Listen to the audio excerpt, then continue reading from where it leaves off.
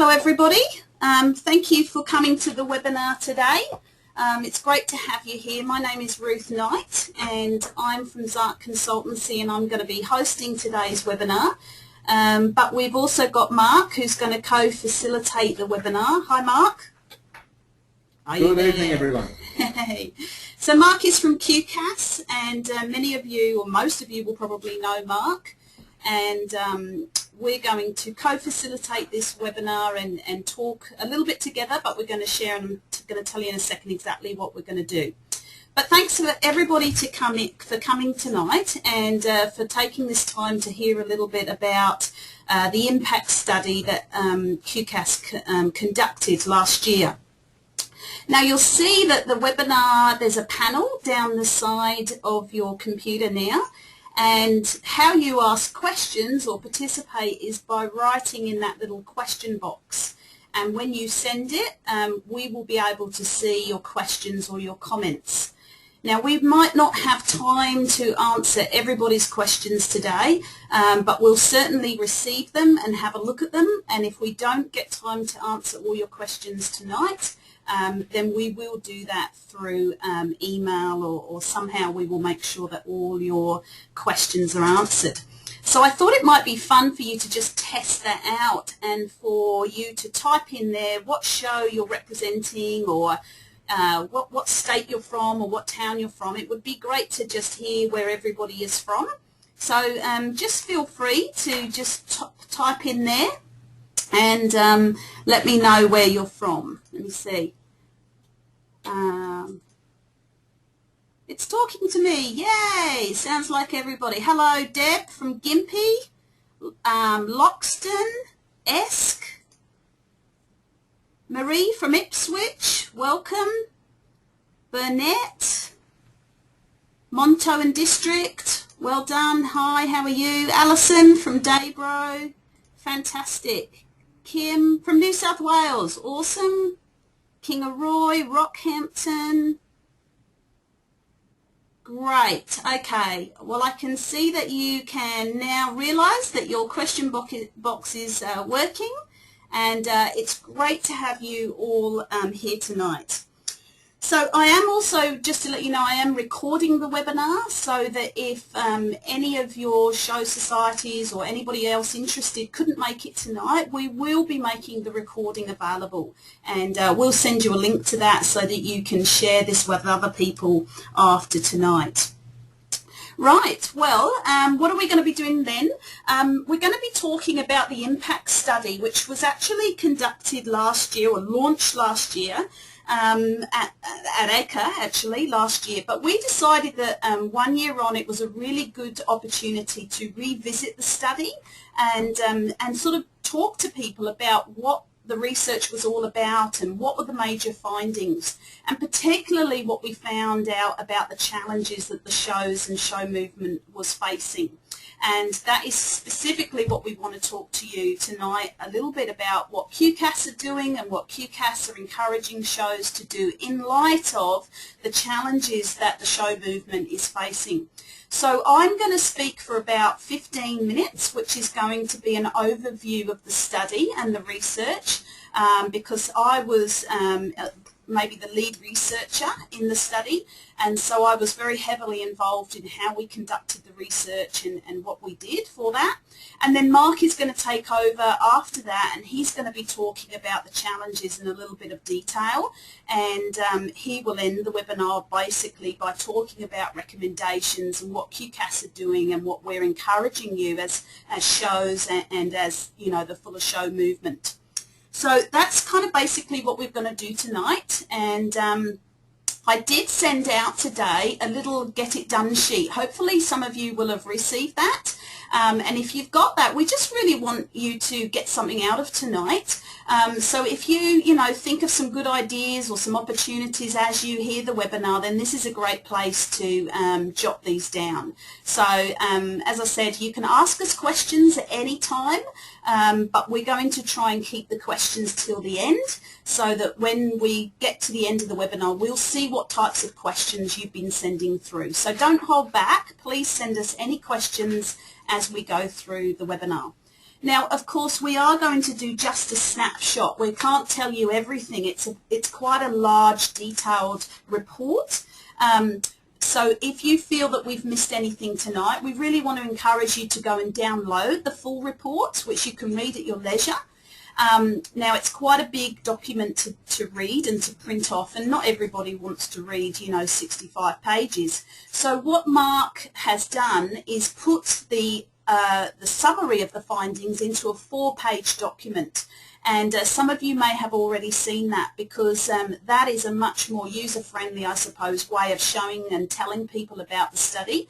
So if you would like that summary report, just please email Mark, and he will send you out some of those findings, that summary report, and you can share it with as many people in your show society as you like. So, also, yes, I've talked about questions, but also you can email us as well. So obviously Mark is your contact at Queensland Shows, and if you've got anything pertaining to shows and the show societies, please email Mark. But if you've got any other question about the research, or looking at sort of issues around research, then please feel free to email me. So let's kick it off then by just telling you a little bit about the background and sort of why we conducted the research.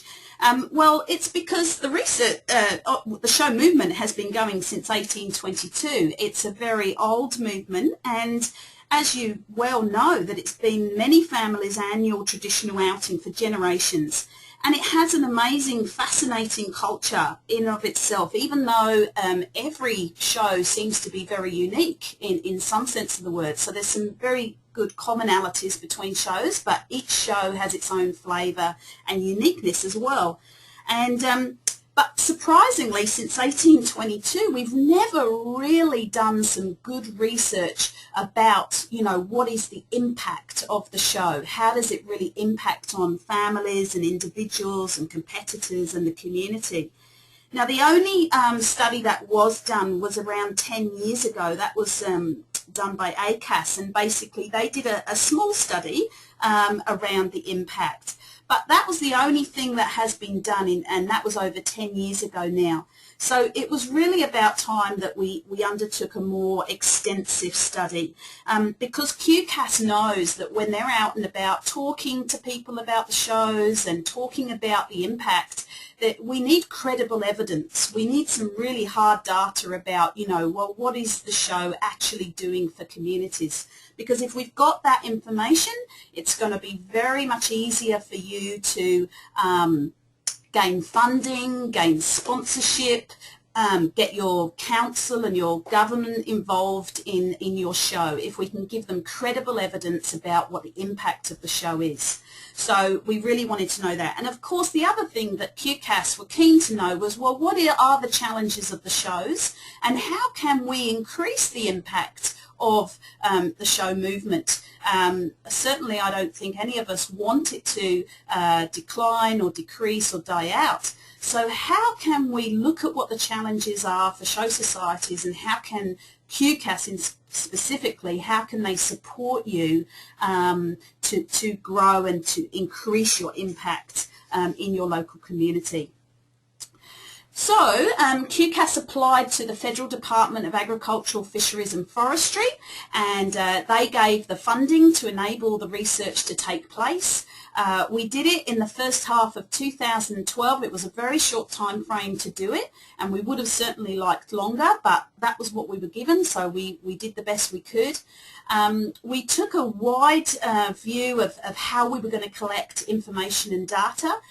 We used surveys, we did interviews, we looked at previous research and other people that had looked at shows, and also we just collected information from the show societies that give QCAS their data each year after their show.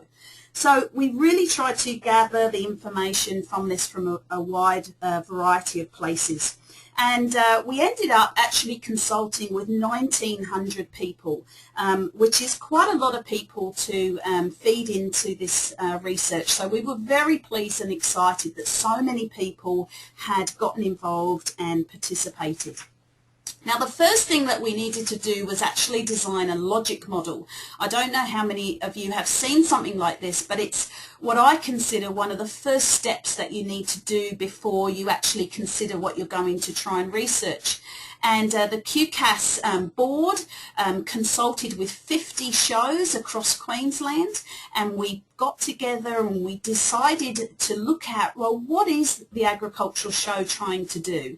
What are the activities that we generally do across shows, and what are the outcomes quite immediately, but then also what are the long-term impacts as well. So we did that logic model so that we could then decide what we were going to look at in our research project. Now, some of you may not be able to see this logic model very clearly on the screen here, but it is in the study and you can look at it more thoroughly there. But if any of you want to see that logic model, and please email Mark and he will send you one of these to have a look at in more detail. So what did we find then after all of this research and looking at different shows? Well, we found out that there are 587 agricultural shows that are being run all over Australia. Now, what we realised, though, that when we looked at the research that was done in 2000, this was an 8% decline in the number of agricultural shows that were being run. So we know that definitely there are probably not as many shows being run now as there were 10 years ago. We also looked at how many visitors were coming to these shows. In 2000, the research that was done there said that about 10.7 million visitors were coming to the shows, but we found in our research that only 5.9 million were coming. Now, obviously, you can see that that is a dramatic decline in overall visitors that were coming.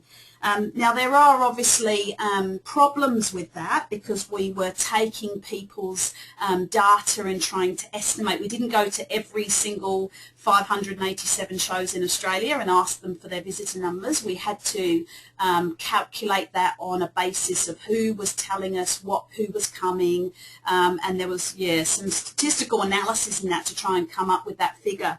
But we do know, though, that that is a decline, and it looks like that not as many people are attending shows as used to.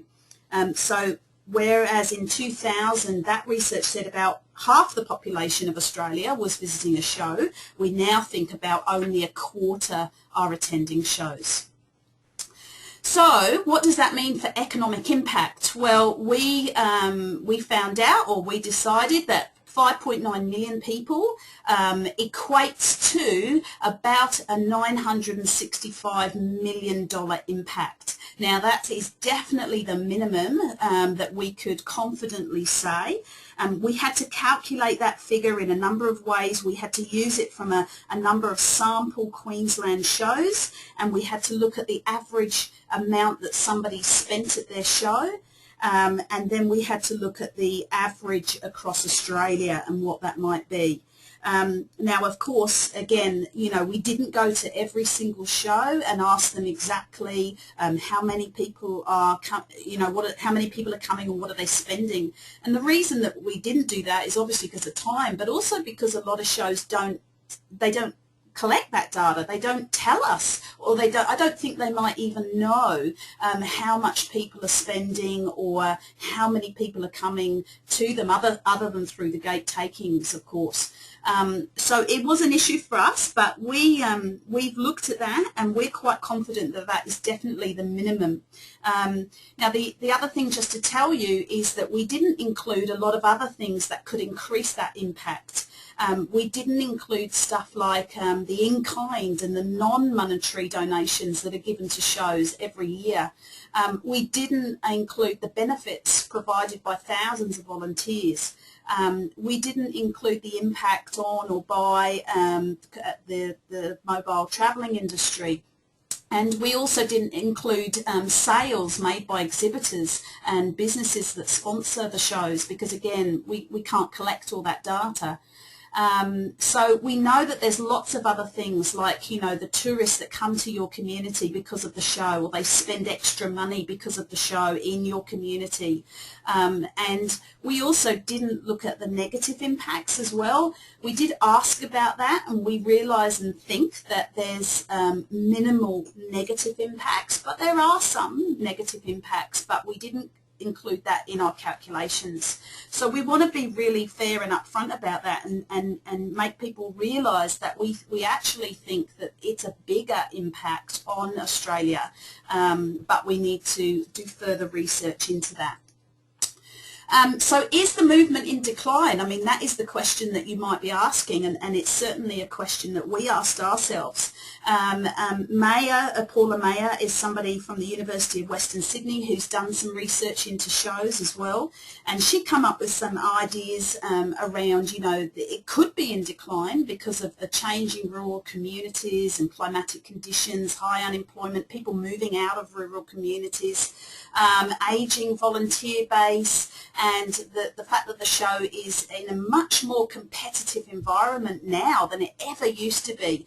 I mean, if you only think about your own community and think about the numbers of fetes and festivals and sporting activities and cultural activities that people have to get involved in, that the show is not the only thing that happens in your community anymore. You know, it is just one of the things, and people don't have always the money to spend on the show that they used to. So there is a discussion that we're having. But when we were looking at this, we said, well, hang on a minute though, shows might be in decline, but look at what the evidence is showing us, that we can see that the larger shows are actually saying they're doing very well. For instance, the Royal Melbourne show says that they're having very strong overall attendance, you know, in the last few years. And we know that the Brisbane Ekka also has seen a continued growth in attendance over the last 5 years. We've just had Ekka here in Queensland, so it will be interesting to see how they went this year. But certainly all of the major larger shows are saying that they're doing very well. So that's interesting. So then we also wanted to look at the Queensland shows, because that's what QCAS has most information and data about. And when we looked at the last 3 years of the Queensland shows, we were amazed and very excited to see that in actual fact we're looking at attendance growing at Queensland shows by about 13%. And so that is very exciting, and it means that Queensland shows, in fact the smaller shows more than the larger shows, when we looked at it in detail, are doing very well. So of course we'd like that to be more, but we're very excited to see that you know, that shows are increasing and being able to increase their impact in Queensland.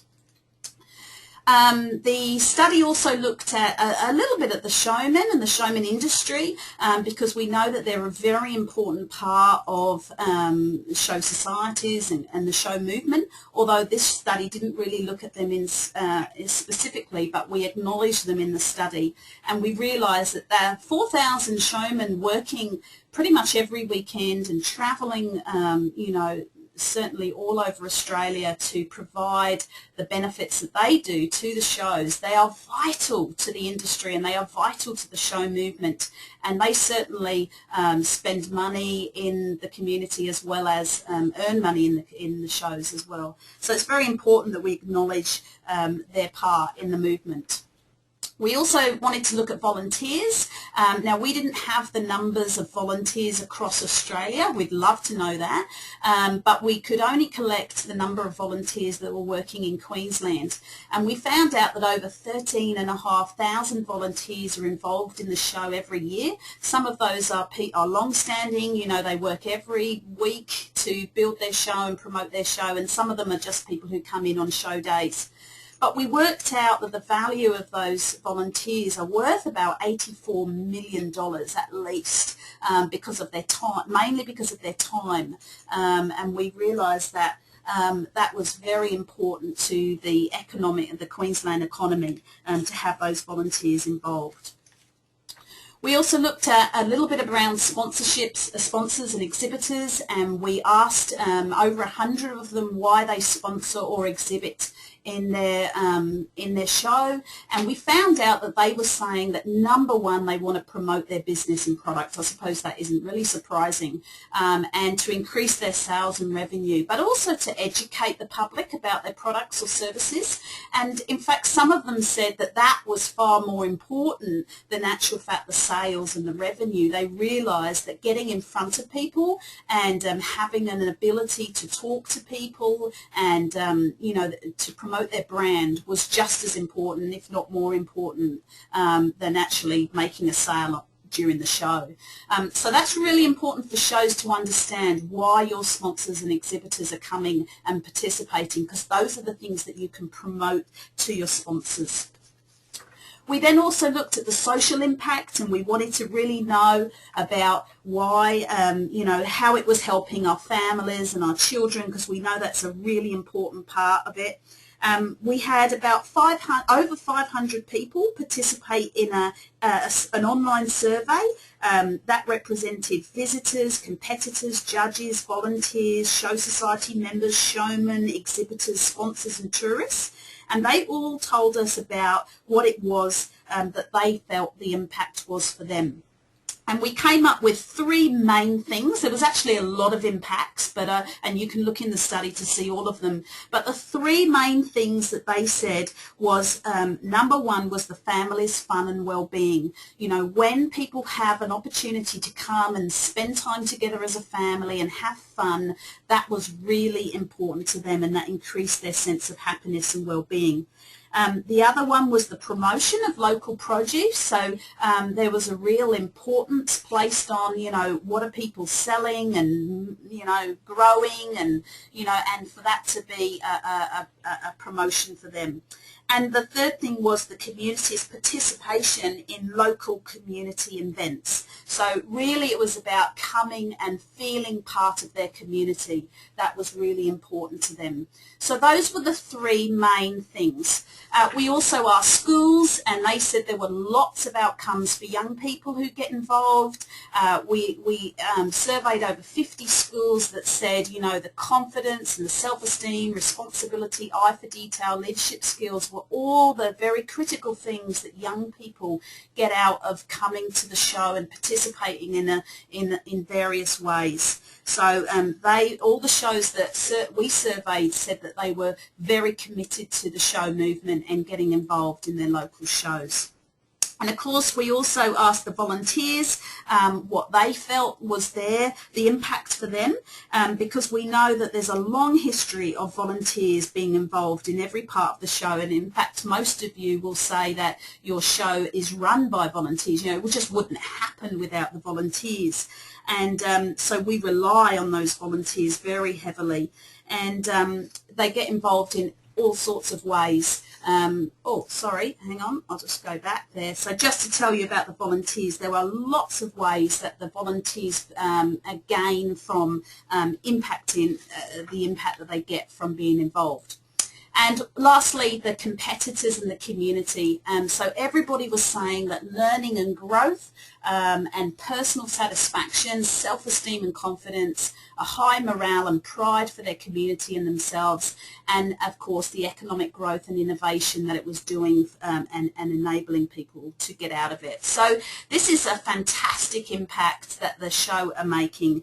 And I was just going to, here you go, we asked the volunteers what was the reason that you get involved in volunteering, and they said that number one reason, it was actively helping their community, and volunteering is personally rewarding.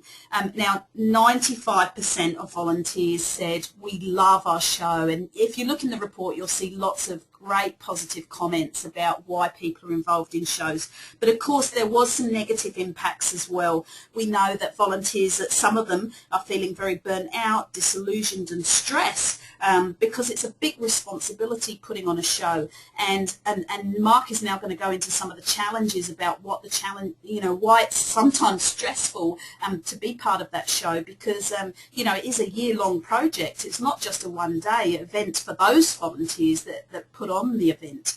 And so it can be a heavy responsibility, and there's lots of challenges that go with it. But most people were saying, you know, we love our show.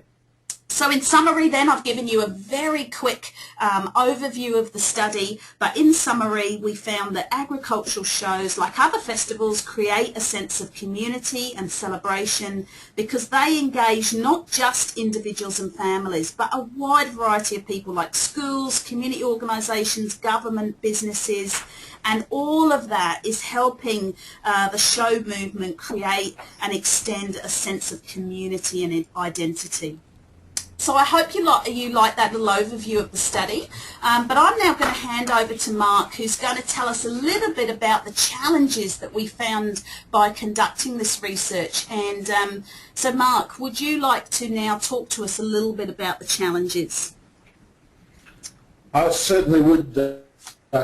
Ruth, that's fantastic. Thanks for that overview of the whole thing, and you can see how much work Ruth's had to put into this, project, and how passionately she's taken it on. Look, there's just a couple of points I already got out of what was said there, and the three things that are extremely important to communities, which was family fun, promotion of local produce and local community.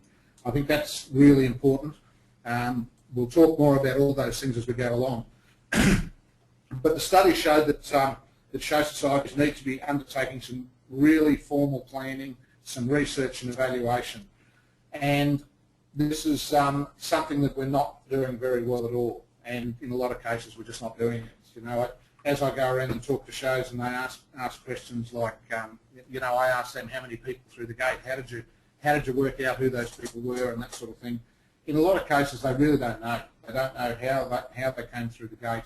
They don't know how many there were or what their role was, what age they were. So a lot of work to be done in that sort of thing. We also found that a lot of the shows are struggling in fundraising and finding sponsors, getting their sponsors and marketing the show. So I see that as something that we've got to start looking at who we're getting in as volunteers. We've got to work really hard, and we've actually got to, it's time now, and one of the things that I am pushing all the time is that it's now time for the show societies not to wait for people to walk through their door, not to wait for someone to walk into the meeting room and say, hey, I'm really good at marketing, do you want my help? Because the answer to that in a lot of cases will be, no, we don't. We're quite good on our own, but in reality, we need to be going out there and asking those people. We need to be getting out into the community, finding someone who we know is good at marketing or know is good at fundraising, who works well with sponsors, and say to them, would you like to come and help us? Would you like to be on our committee? Would you just like to spend some time doing what you do best? And every community has got people that are really good at this. Everywhere I go, I see great people doing it. So, and keeping the community involved. It's really difficult when there are so many other events, markets, fates, all those festivals and everything that are on, that never used to be. Once upon a time, the show was the only event in town. There was no competition. There was no need to go to any extremes. It just happened. But unfortunately, that's not the case anymore, and we have to be competitive. So what are the challenges that we face there? You know, we've really got to look at how we're going to deal with that. We also know that currently only a small percentage of shows are providing good training and development to volunteers. So I see that we really have to start thinking about how we treat our volunteers. When you go to things like the Volunteer Queensland or Volunteer Australia and have a look at what they're doing in support of their volunteers, we tend to expect, in a lot of cases, show societies just expect them to turn up, do their job and go home. But fortunately or unfortunately, in today's world, volunteers have some pretty high expectations. They don't go in and volunteer just for the sake of it. They expect to get something out of it. And in a lot of cases, that's something that they get out of it. It's just a little bit of self-pride, but it's also some training. You know, we tend not to look too much at that, and I know I go around the state and provide some workshops, and I know that some of the people that are on here tonight have been to those workshops, so you're listening to my voice yet again. But it's really important that that we give every volunteer the opportunity to attend those type of things. We're running a stewards development workshop in Warwick later in the year, and we've got 5 or 6 speakers coming into there for the day. and it just gives those volunteers the opportunity to get into a room and listen to other people and see what's going on.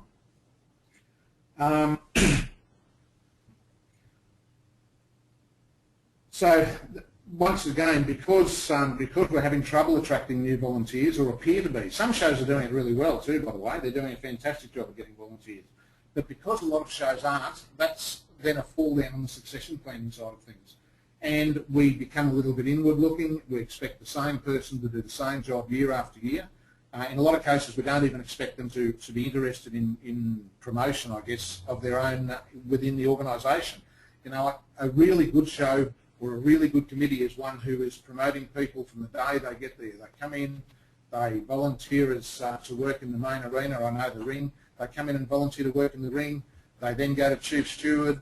They then go on and become president of the show in a 5 or 10 year time frame. So that's really important to keep that succession planning going. But because we're missing a few people out of that volunteer area, we're not doing that as well as we could be. So Mark, it's really about succession planning across the whole of the show, isn't it? It's about, you know, your judges, your stewards, your event coordinators, your fundraisers. It's about looking at how can we make sure that we're viable in the long run, even when some volunteers may not be able to volunteer anymore. And that is so important, Ruth. We just have to get to a stage where every person who is a volunteer is also learning to be a mentor and looking around them and seeing who else they can come in to help. In a lot of cases, it's as you work up the line. You know, the first rule that I was always taught with volunteering is the first thing you get when you get a job, the first thing you do is find someone else to do that job. So you should be looking around all the time. You should, as soon as you get into a role, for example, a chief steward's role in the main arena, the first thing you should be doing is getting a steward to offside you and make sure that they know what you do. So that when you go on and become the president of the show, there's a chief steward sitting there ready to go. Yeah. And that's something we don't do all that well at the moment.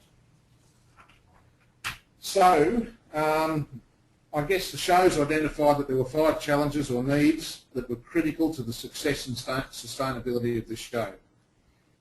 And the first one is the need to build the capacity of the show.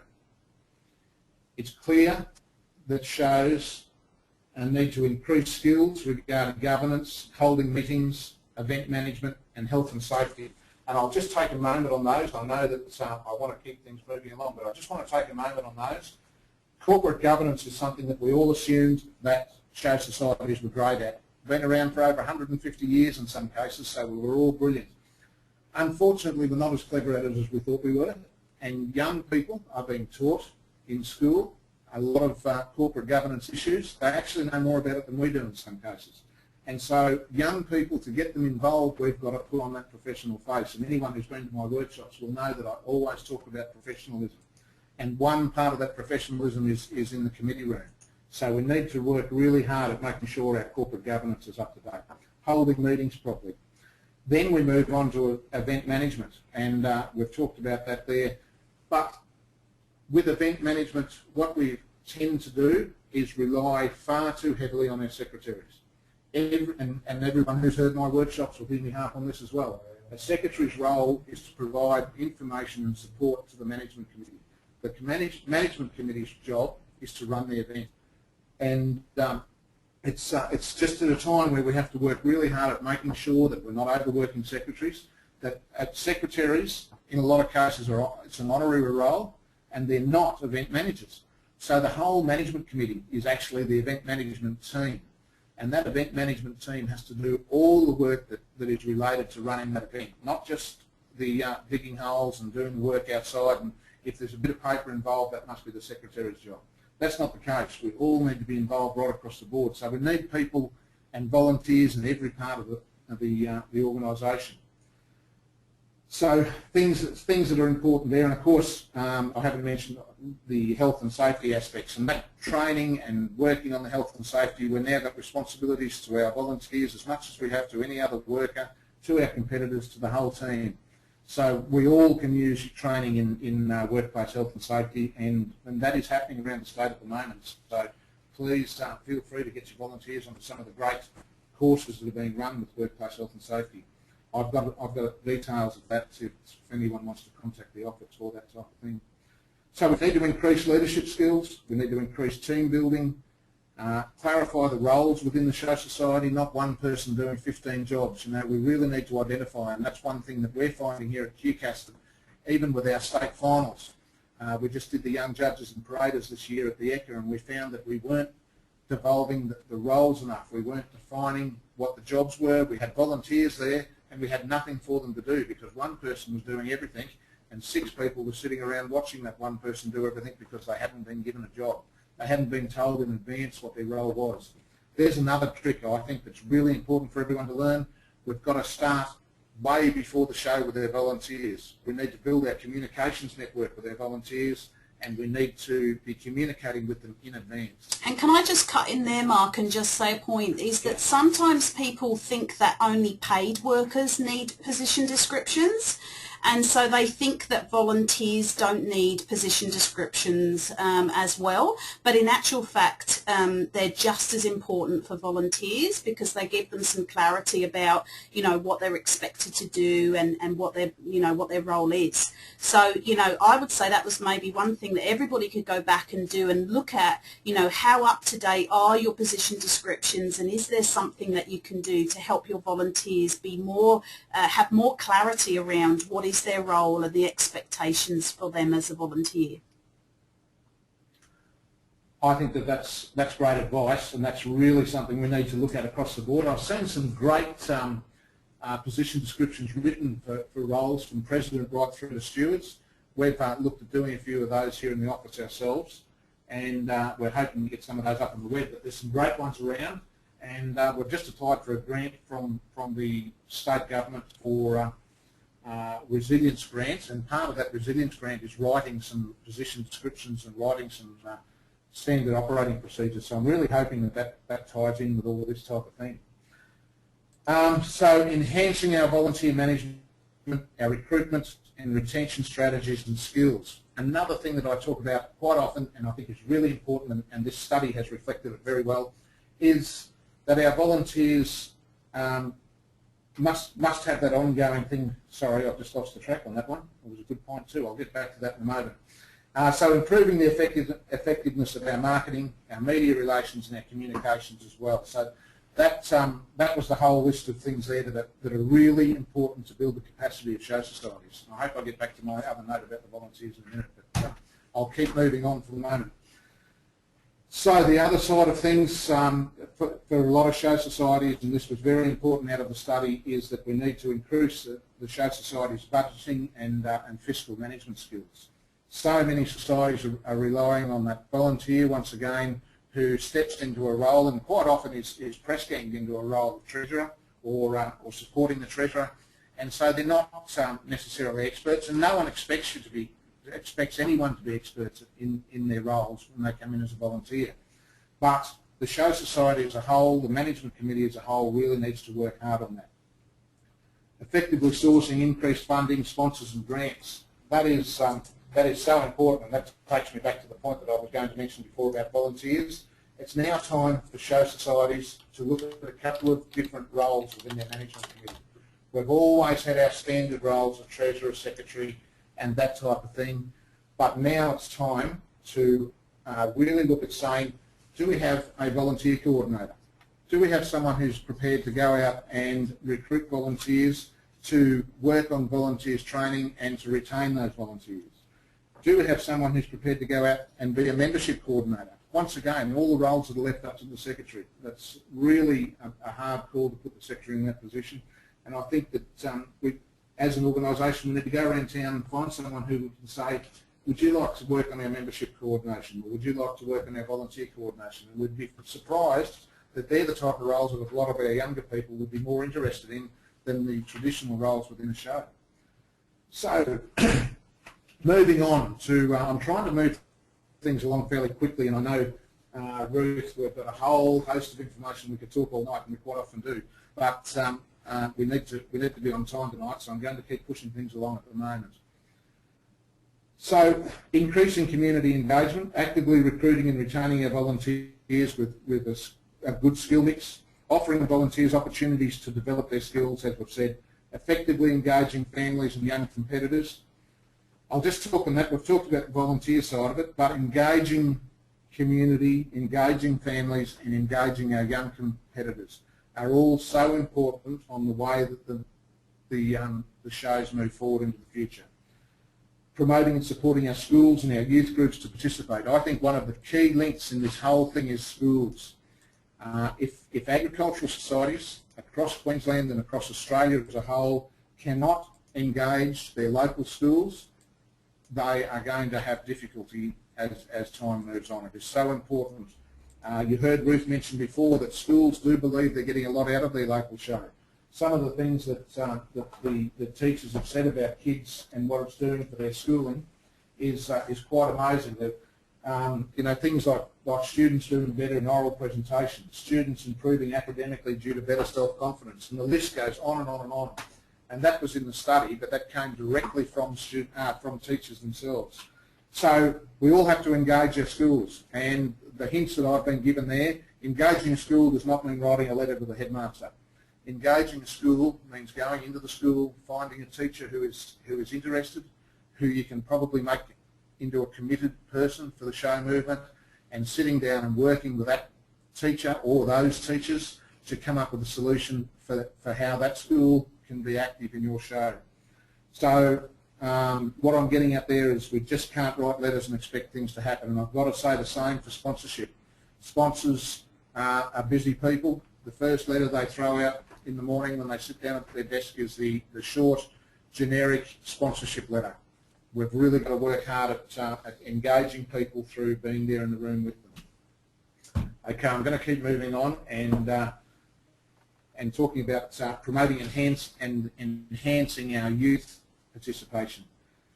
So that was a big part of the study, and really a lot of the information revolved around that. And I've talked about engaging schools to contribute and participate. Now some schools are great at this, and that's in the area of young judges and cattle and sheep and the agricultural sections of schools. They take quite a big active role in it. But it's the other schools, the ones that we need to look at with all of the smaller items that we like cooking or other facets of the show that we need to get involved, or to get that school participating as volunteers. Some of those small schools in the Central Highlands go along and help clean up, and they help do things on the day. So that's important. So increasing strategic planning to ensure the popularity and sustainability of the show. Promoting diverse and new attractions and competitions. We all love to do that. How hard is that to do? We all sit around and say, how are we going to come up with new attractions? Unfortunately, we don't necessarily do the same with competitions. We just rely on what we've done. In a lot of cases, we look at our schedule, and as long as all the events are in a row and they're the same as last year, or we've tweaked a little bit from last year, we're happy. In actual fact, any plan or moving forward or item to move things forward is generally only good for about 4 or 5 years. So really, every 4 or 5 years, we need to be looking at that schedule and saying, these competitions are now old, we need to replace them with something that's relevant today. And I'm not talking about the equestrian events and some of the standard stud cattle events and that type of thing, but I'm talking about some of the things in the pavilions, some of the cooking classes. A lot of shows are now putting in cooking classes for males. They're putting in chili, jam classes, and that type of thing. So they're looking at a different audience. Young people are sitting around every night watching MasterChef and that type of thing, and they're the people. They are interested in cooking. We've got to find out how to get them to the show and show the interest, and it can be done. Sourcing a mix of popular and new entertainment. Our entertainment, we know how hard that is and how expensive it is. I'm a big believer at the moment in going back to some of our grassroots stuff. Our Next Gen committee at the moment have put together their Next Gen Farmers Challenge. I'd recommend that to any show who is looking for something to fill in an hour or 3/4 of an hour. Our Next Gen group would be more than happy to talk to you about that at any time. Education, promoting the educational aspects of the show. This is vital and is the way of the future. The agricultural show movement, #1 priority in the future is going to be education. And if we can't provide educational tools, our show, we're in all sorts of trouble. So can I commend to everybody that we really look hard, take back to our management committees, and look at what things can we turn into an educational aspect. Every part of the show should really be education, and I notice that when I walk around the Ekka, as long as you walk around the right parts of the Ekka, you're getting education all the time. And that's what we have to do. That's the free part of the show. The kids all pay to go down to the rides, we pay for all of that, but there's that other side, and when you go out and you see some of the things that shows are doing in the education area, it's fantastic, and we all need to be on board with that one. And also, Mark, sorry, Mark, just to butt in, but I was just thinking that is where shows could actually survey their visitors and find out, why did you come to the show and what are the really important parts for you, because that helps them to promote what is important to their visitors. So that's a good one to kind of think about in terms of researching and finding out why are people coming. Absolutely, and I think we have to come up with some unique and good ways to do this research. And as I talked right at the start about people coming through the gate, we don't even know where they came from or who they are or how old they are. We need that, but then we also need the exit survey information. And online ticketing, which we're working on at the moment, gives a great avenue for exit surveys, for people to be able to fill in a quick survey when they get home on their computer, once we've got that list of people that have come to the event. So there's so many areas there that we need to work on, and that is going to be extremely important. The more we know our people, the more we understand, the better we'll be. The only defining line I've got in that is that we still have to keep, if we're not careful, we'll listen to all the 15-year-olds who have only one thing that they want from their local show, and that is Sideshow Alley. So we've got to be very careful that we don't get ourselves confused there and just say, well, we don't want all of this other stuff. All we need is a whole heap of rides and a whole heap of market stalls, and everyone will be happy. So we've got to look at our own guidelines as well as to what we do. And who you're researching. So developing websites. So Mark, that's all part of that research. Mark, I'm going to speed you up a little bit here because we're about 1:45, yep. So we need to wrap up. And we've already talked about, a lot of things that shows could be doing or need to be looking at. What's your kind of suggestion from here on? I mean, what is your one sort of, I suppose, recommendations to shows about, what they should be doing in terms of taking all of this information and looking at all the challenges they face? What should they be doing? Okay, I think it's really important that the committees go back and sit down and focus on and have a focus session as a management committee and have a look at these things like this impact study in a positive way, rather than just saying, I'll take this home and have a read and see what you think. Sit down at a meeting with the 4-page summary or with some of this information that we've got together tonight and start to focus on where we're going to go. If we start with the corporate governance, if we start with the professionalism, if we focus on moving on the education and the things that we've talked about tonight, I think the very first thing and the main priority, and that's the question you asked, Ruth, I think is engaging the community. Yeah. We have become extremely in-looking in a lot of cases. We're expecting everyone to just do their thing and not look outside. Time to engage the community, time to get out there on the street. I've got show societies at the moment that have a stand down the main street every Saturday morning or every Saturday morning once a month. They don't sell anything, they don't do anything. All they do is talk to people about what their local show is. And they're the shows that are moving forward. Keeping your planning going, turning things over, getting people involved. So all of that, there's just so much, Ruth, isn't there? Yeah, there is a lot, and I agree. It's about sitting down and working out what's the most important thing here, and also using the support of QCAS to help them, or whatever state they're in, whoever they can gain support from. And of course, you're working with me now, and I'm trying to help shows as well, look at how they can do some things very simply and very cheaply. I don't think shows have to think that they've got to spend a lot on training or spend a lot on all of this. It's really about how can we do things very efficiently and getting people who are excited about shows and really sort of seeing how we can look at shows in the future.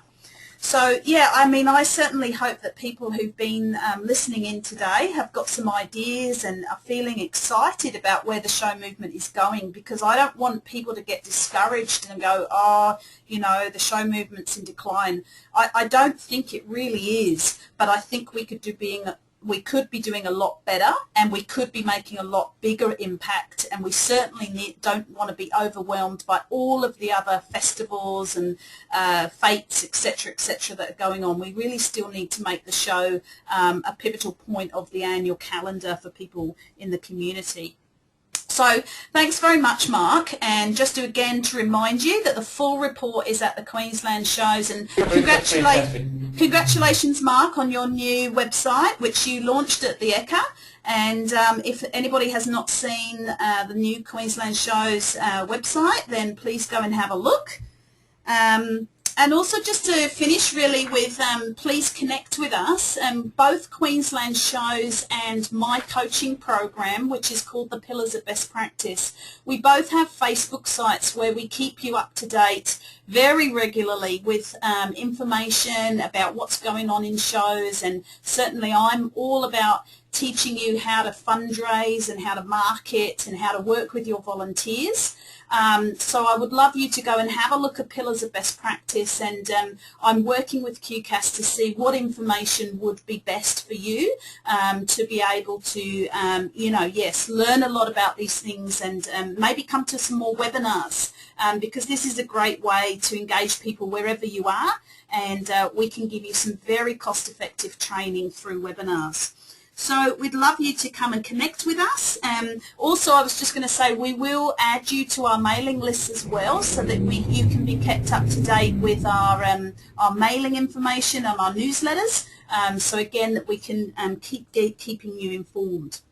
So we've run out of time for questions, Mark, but we've had some nice comments. We've had some good comments. I think the only question that I thought might be worth talking about is, somebody was talking about the job descriptions, and somebody said, do you think that job descriptions are too formal for volunteers? For some volunteers, they certainly are. You know, there's some volunteers that know their job, they know what they do, and in fact they've created the job and they do it from there. So in some cases, absolutely. But what we find is, to get young people involved and to get them started, they are not as good as they used to be at doing things off the cuff. The first question a lot of young people will ask me when they come in to do something is, where's it written down? Show me what I've got to do, show me it in writing, and then I don't want to listen to you tell me how to do it. I want to read the document, and if I've got any questions with what's written down, I'll come and ask. But apart from that, I'll just get on with the job. So we've got two different types of people there, and of course we've got a lot more different types of people. But that's something I think that's important, is as a management committee, you've got to look at which ones need them and which ones don't. I think, and you don't have to call it position description, do you? I mean, you could call it something, you know, about role, or you know, guidelines for this role. You know, you could be creative with how you put that down or what you call that position description. But as you rightly say, it's about people knowing what they're doing and what's expected of them, so that you can either say you're not doing what's expected of you, or if they're sick or they're away or they don't volunteer after next year, you can easily hand that over to someone new. Absolutely, absolutely, and I'd love to talk more about that, but unfortunately we can't. But we will in the future, and I just want to add that look, I work with all the other states. Anyone from interstate, we're working with the ASC, we're working with Vic shows and all the other states all the time. So I'm more than happy to take questions and work with people at any time of the year. So please get in touch, and we'll work towards our shows being bigger and better in the future. And somebody has just asked, how do we get a recording of this? So what I will do is I will email everybody once I've uploaded this onto YouTube. I will send everybody a link. So we'd love you to share it with your show societies or anybody else in your show. Please get them to watch the webinar. And if you can think of any other topic you would like a webinar on, please again email us and tell us, because we are very happy to put on some more webinars for you on you know, we could do some specific topics, or we could look at certain challenges, and yeah, we're very open to anything that you're interested in, so please contact us. So I think it's about time we said goodbye, Mark, and yeah, it's been great to put this on together, and we hope that you've got something out of it. So we'll say goodnight. Go and have a very enjoyable rest of your evening. Okay, bye everybody. Thank you very much, Ruth. That's fantastic. No worries.